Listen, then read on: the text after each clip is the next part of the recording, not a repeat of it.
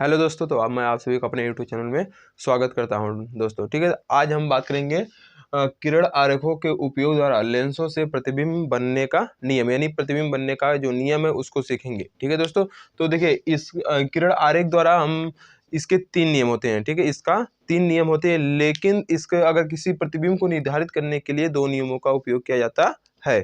ठीक है, तो आइए पहला नियम देखिए क्या आता है कि देखिए प्रथम नियम जो होता है हमारा, देखिए ये उत्तल हो गया, ये उत्तल लेंस हो गया। ठीक है, तो मुख्य अक्ष के समांतर चलने वाली प्रकाश किरणें, ठीक है, मुख्य अक्ष के समांतर चलने वाली प्रकाश किरणें अपवर्तन के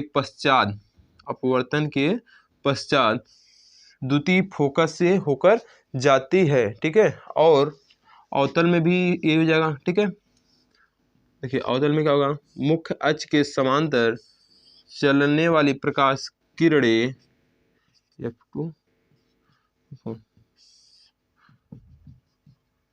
ठीक है, किरणें अपवर्तन के पश्चात द्वितीय फोकस से होकर जाती है। ठीक है, यह प्रथम नियम, यानी मुख्य अक्ष के समांतर चलने वाली प्रकाश किरणें अपवर्तन के पश्चात मुख्य फोकस से होकर जाती है या द्वितीय फोकस से होकर जाती है। ठीक है, अब देखिए ये हो गया प्रथम नियम। अब द्वितीय नियम में क्या हो जाएगा, ठीक है, यहाँ पर डाल देंगे द्वितीय नियम।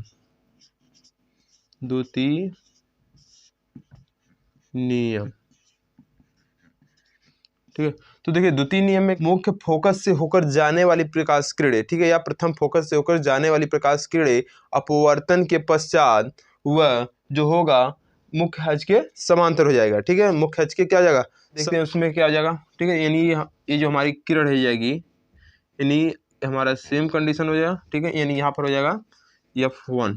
ठीक है, यहाँ पर हो जाएगा F1। तो मुख्य फोकस से होकर जाने वाली प्रकाश किरणें अपवर्तन के पश्चात मुख्य अक्ष के समांतर हो जाती हैं। ठीक है, यहाँ पर हो जाएगा F2। और यहाँ पर भी देखिए मुख्य, हमने क्या बोला, मुख्य अक्ष के समांतर ये किरण है जो F1 पे आके मिलती है और अपवर्तन के पश्चात देखिए इसमें क्या जाएगा, मुख्य अक्ष के मुख्य फोकस, प्रथम फोकस से चलने वाली प्रकाश किरणें अपवर्तन के पश्चात मुख्य अक्ष के समांतर हो जाती है। ठीक है, ये हो जाएगा दूसरा नियम। और तीसरा का नियम क्या हो जाएगा, देखिए तृतीय नियम।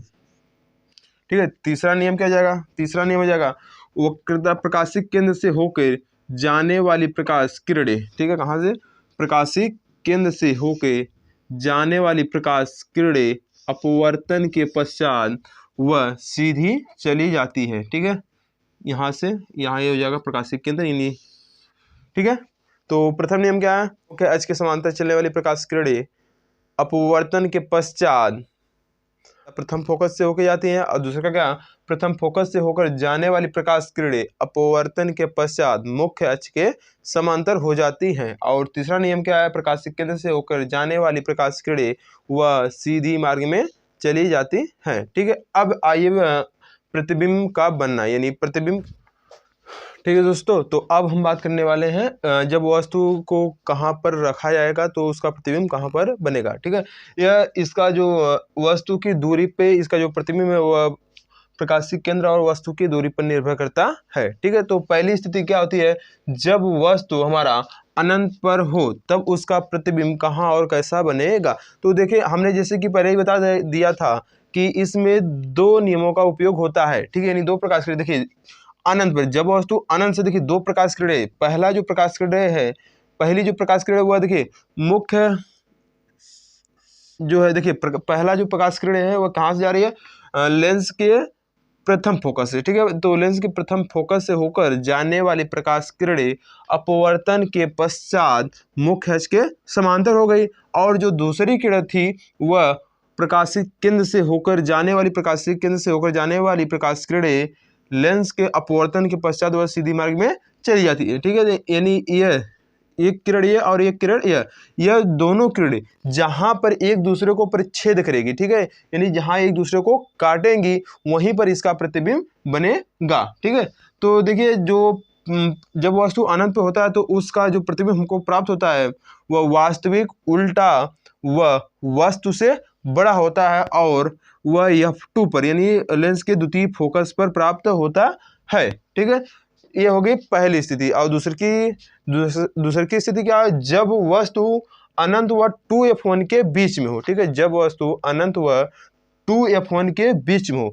तो देखिए इसमें जो पहली प्रकाश क्रिया यानी यहाँ पर कुछ अनंत था तो हमने यहाँ पर रख दिया है ए और बी नाम की एक वस्तु रखी है। ठीक है, तो देखिए इसमें भी देखिए मुख्य अक्ष के समांतर चलने वाली प्रकाश किरण अपवर्तन के पश्चात वह लेंस के द्वितीय फोकस से होकर जाती है और प्रकाशिक केंद्र से होकर जाने वाली प्रकाश किरणें बिना विचलित हुई वे सीधी चली जाती है। ठीक है, तो देखिए जब वस्तु हमारा 2f1 तथा अनंत के बीच में स्थित होगा तब उसका प्रतिबिंब वास्तविक उल्टा व वस्तु से छोटा, देखिए लेंस के द्वितीय फोकस और f2 और 2f2 के बीच में प्राप्त होगा, लेकिन ये भी वास्तविक उल्टा व वस्तु से छोटा प्राप्त होगा। ठीक है, यानी वस्तु से क्या यह छोटा प्राप्त होगा। ठीक है, अब तीसरी स्थिति में हमारा क्या होगा, जब वस्तु कहाँ पर हो 2f1 पर हो। ठीक है, जब वस्तु 2f1 पर स्थित हो तब उसका प्रतिबिंब कैसा और कहाँ बनेगा।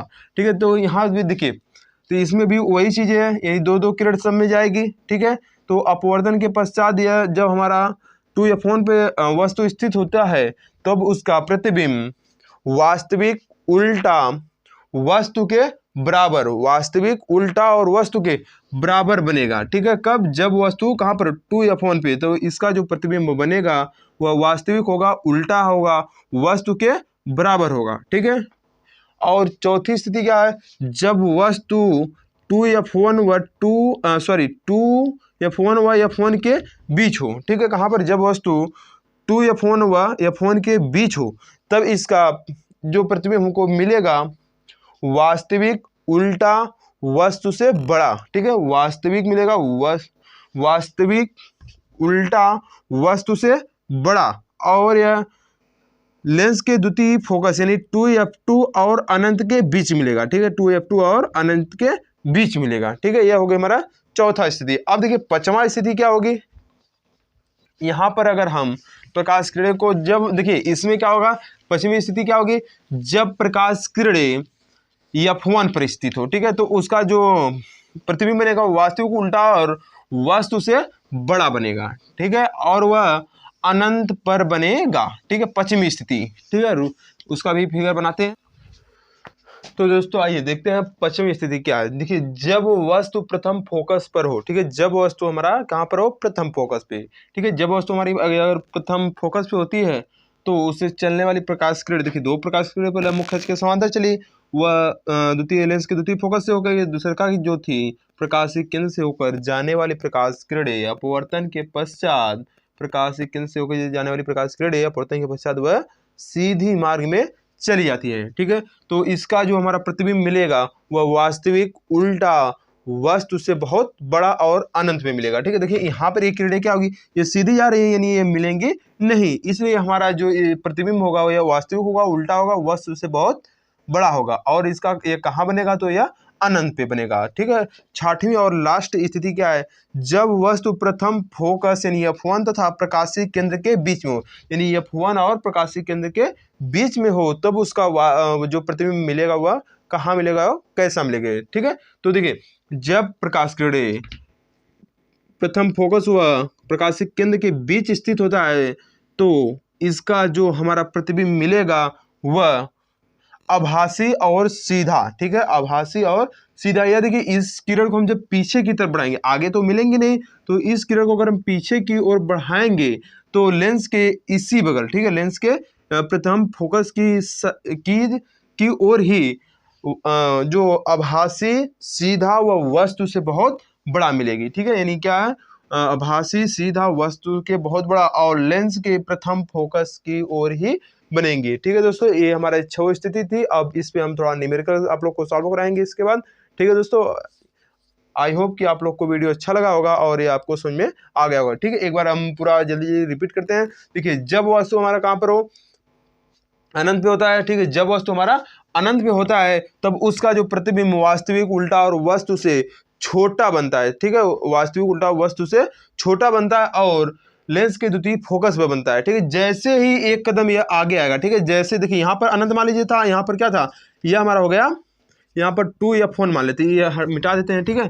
देखिए जैसे यह एक कदम आगे बढ़ेगा वैसे वैसे यह भी एक कदम आगे बढ़ता जाएगा, ठीक है। देखिए दूसरा की स्थिति क्या थी, जब हमारा वस्तु अनंत व 2f1 के बीच में होगा तब उसका प्रतिबिंब वास्तविक होगा, उल्टा होगा, वस्तु से छोटा होगा और वह F2 और 2F2 के बीच होगा, ठीक है। इसका जो दूसरी की स्थिति और तीसरी की स्थिति में क्या होगा, जब वस्तु हमारा F1 पर हो, ठीक है, सॉरी जब वस्तु हमारा 2F1 पर स्थित हो, तो देखिए जब वस्तु हमारा 2F1 पर स्थित होता है तब उसका प्रतिबिंब वास्तविक, उल्टा, वस्तु के बराबर और लेंस के द्वितीय फोकस यानी 2F2 पर बनता है, ठीक है। चौथी स्थिति क्या थी, जब वस्तु हमारा 2F1 व F1 के बीच स्थित हो, ठीक है, 2F1 व F1 के बीच स्थित हो तब उसका प्रतिबिंब वास्तविक, उल्टा, वस्तु से बड़ा बनेगा, ठीक है। वास्तविक, उल्टा और वस्तु से बड़ा बनेगा, वह 2F2 और अनंत के बीच बनेगा, 2F2 और अनंत के